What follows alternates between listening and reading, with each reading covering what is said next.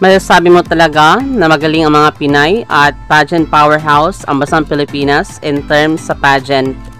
Ito ang nagpapatunay na kung saan namayagpag ang mga Pinay sa international beauty pageants. Kamakailan lang, kinurunahan ang mga Pinay sa titulong Miss Teen Glam International 2024, Miss Fitness Supermodel 2024, Miss Supermodel Worldwide 2024. Nakurunahan din ng isang Pinay na Miss Petite Global 2024, Universal Woman 2024, at Miss Elite Global 2024. Maraming salamat sa panonood. Para maging updated ka, huwag kalimutang mag-subscribe.